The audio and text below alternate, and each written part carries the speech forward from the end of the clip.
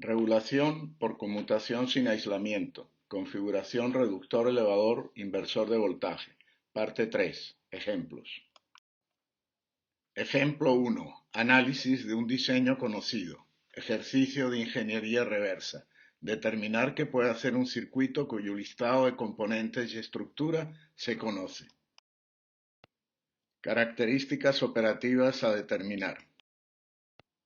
Se asume que el conversor está operando en estado estacionario en el régimen con corriente no interrumpida y dada la frecuencia, se determina en primer lugar el valor del ciclo de trabajo K del conversor. Se debe determinar si con el valor de K calculado el circuito opera dentro del rango donde es aplicable el modelo ideal del conversor. Esto se puede hacer consultando las gráficas precalculadas o calculando con los dos modelos y comparando los resultados. En este caso la gráfica es clara, con K igual a 0,6 se opera en el rango donde el modelo ideal es adecuado. Definido este punto, se emplea el modelo ideal para calcular la tensión de salida y con este dato y el valor de la resistencia de carga se calcula la corriente de salida. Conocida la corriente de salida, se calcula la corriente promedio en la fuente con el modelo ideal y con la corriente promedio en la fuente se calcula la corriente promedio en la inductancia. A continuación se calcula el rizado de voltaje de salida tanto en valor absoluto como porcentual. Se calcula el rizado de corriente y, a continuación, el valor mínimo de la corriente en la inductancia. Este valor crítico resulta superior a cero, lo que demuestra que efectivamente el conversor opera en el régimen de corriente no interrumpida en la inductancia. Segundo, diseño. Se dispone de una alimentación DC de 15 voltios a partir de una batería para polarizar un op-amp que requiere polarización simétrica de más menos 15 voltios a 20 miliamperios. Diseña el circuito conversor necesario para generar la fuente negativa. Se desea una tensión de igual amplitud, pero signo contrario a la entrada. Luego se puede usar un conversor reductor elevador inversor de tensión. El ciclo de trabajo K es 0,5 y con este valor de K es seguro que la operación del conversor será descrita con el modelo ideal. En estas condiciones, la corriente promedio en la entrada, asumiendo corriente constante de 20 miliamperios en la carga, resulta ser 20 miliamperios. Dado que se trabaja a baja tensión y baja corriente, es evidente que se debe usar un MOSFET y que interesa trabajar a alta frecuencia para minimizar los componentes del filtro de salida, por lo que se puede asumir una frecuencia de conmutación del orden de 1 MHz. Hay miles de posibles MOSFET que cumplen las especificaciones mínimas requeridas, con un voltaje de ruptura de más de 20 voltios y una corriente drain source de más de 50 miliamperios, para tener amplios márgenes de corriente y voltaje. Se selecciona el primero de los ofrecidos por el distribuidor, el 2N7002,215, un MOSFET canal N de 60 voltios, 300 miliamperios, de montaje superficial, costo 0,12 euros en precio unitario o 0,02138 euros en lotes de 3.000 unidades. Se procede a calcular la corriente promedio en la inductancia, que resulta ser 40 miliamperios. Como es usual, no se ha indicado un valor específico para el rizado de corriente.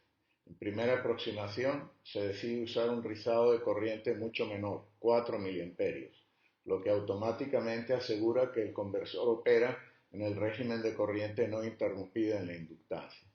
Se calcula el valor mínimo de la inductancia que asegura el valor deseado del rizado de corriente. El valor requerido resulta ser 2 milihenries.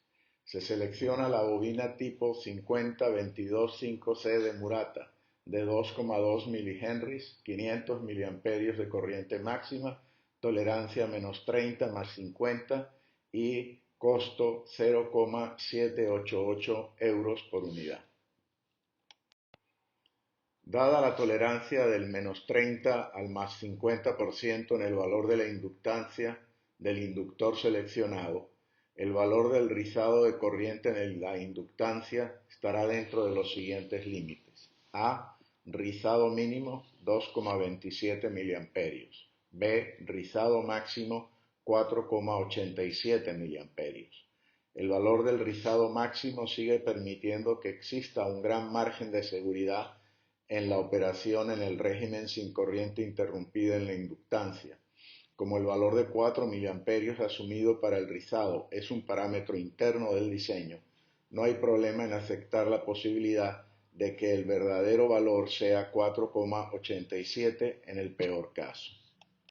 Tampoco hay una especificación específica sobre el rizado de voltaje a la salida. Dado que la fuente se va a usar para polarizar un amplificador operacional, parece lógico asegurar un rizado pequeño para evitar problemas, así que se decide lograr un rizado de 1 milivoltio, para asegurar el cual el condensador del filtro debe tener un valor mínimo de 10 microfaradios. Este es un valor estándar y la tensión y la corriente son bajas, así que se puede usar un condensador de tántalo. Revisando el catálogo, hay grandes cantidades de condensadores que cumplen con los requisitos de 10 microfaradios y más de 15 voltios. Se puede seleccionar el TAJB 106M020RNJ de 10 microfaradios, 20% de tolerancia, 20 voltios de tensión máxima de Bishai, que cuesta euros 0,31 en cantidades unitarias y euros 0,0781 en lotes de 2000 unidades. Dada la tolerancia del 20% en el valor de la capacitancia de los condensadores, se tiene que, en primera aproximación, el valor del rizado de voltaje a la salida estará dentro de los siguientes límites. A. Rizado mínimo 0,83 milivoltios. B. Rizado máximo 1,25 milivoltios. El efecto de la tolerancia del condensador es aceptable, ya que el valor de 1 milivoltio de rizado fue arbitrariamente asignado y el peor caso, 1,25 milivoltios, sigue siendo despreciable frente a la tensión de salida deseada de menos 15 voltios.